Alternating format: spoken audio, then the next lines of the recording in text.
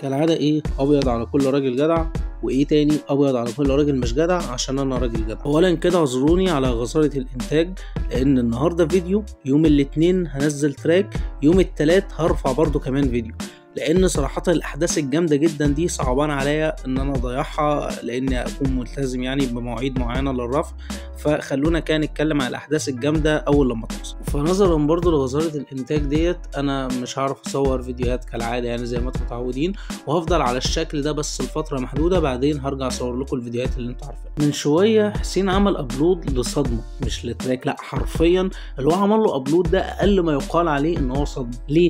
اللي نزل ده كانت سايفر عبارة عن رابرز تقيلة جدا كلنا عارفينهم من زمان في الاولد سكول، ابي يوسف واحمد سانتا، معاهم ابو الانوار وحسين وفليكس.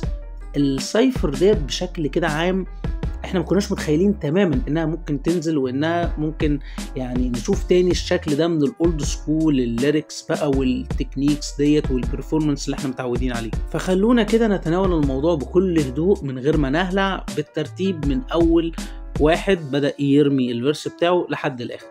اولا خلونا نتكلم عن ابو الانوار.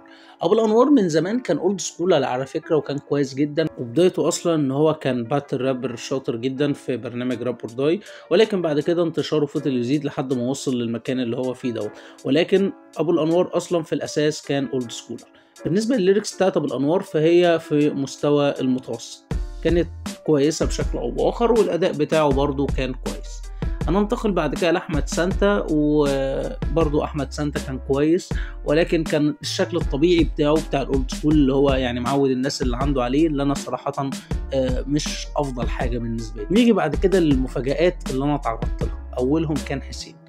اتفاجئت ان حسين عنده القدره على ان هو يلعب اولد سكول، ولكن طبعا ما كانش كويس تماما. يعني لو هنقارن بفكره الاولد سكول، لا حسين قدم حاجه يعني اللي هو ايه برافو او واو انها كانت اولد سكول، ولكن طبعا مش بقوه الاولد سكول اللي احنا عارفينه. كان فيرس لطيف، حسيته اصلا مش مكتوب على البيت تماما، حسيت ان حسين مش مستريح تماما على بيتات الاولد سكول اطلاقا، حسيت ان هو كان محتاج يغير شويه في الطريقه اللي هو بيكتب بيها بخلاف اي حاجه. انا عارف ان في ناس كتير بتقول على حسين موهوب، وهو فعليا انا حاسس فيه دوت، وشفت ده ليه في تراكات تانية، ولكن شايف صراحه ان في التراك ده كان محتاج اكتر ان هو يطلع حاجه احسن، بالتحديد نظرا لان انت داخل سايفر مع ناس تقيله، يعني ناس تقيله بالتحديد في الاولد سكول. نيجي بعد كده لاكتر حاجه صدمتني في الحياه، وهي الفيرس بتاع فليكس. انا مش عارف صراحه ايه اللي حصل، هو استحمى ولا ايه الدنيا؟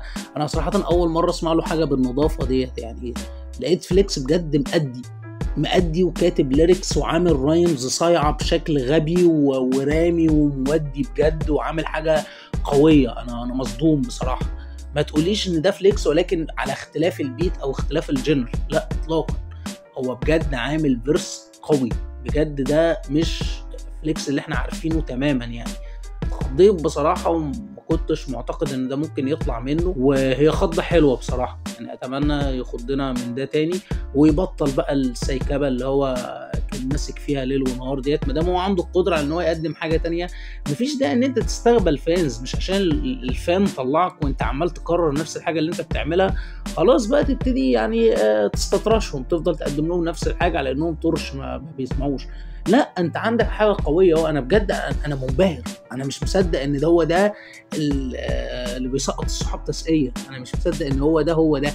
بس ايا كان برافو عليك. طبعا كان في اخر 4 بارات تقريبا لفليكس كانوا واقعين جدا، وكانوا يعني حاجه فظيعه، فصلوني جدا من التراك، وقع فيهم من على البيت، وكان حاجه زي الزفت. ولكن بخلاف ده انا برضو هفضل منبهر بشويه البارات اللي في الاول، لا كانوا جامدين جدا، كانوا حاجه مبهره ولا بجد برافو عليك، فرحتني والله يا راجل، وخليك في اللي انت بتعمله ده، ما دام انت هو عندك حاجات تانية، لا افضل نوع كده وجدد، وشوف ايه احسن حاجه فعلا انت فيها، وبرضه ما تستمرش عليها. بعد ما تشوف احسن حاجه انت فيها قدم منها كتير، بس مش اكتر، بس ما تفضلش عليها طول عمرك يعني. ونيجي بعد كده طبعا للطفره بتاعتنا.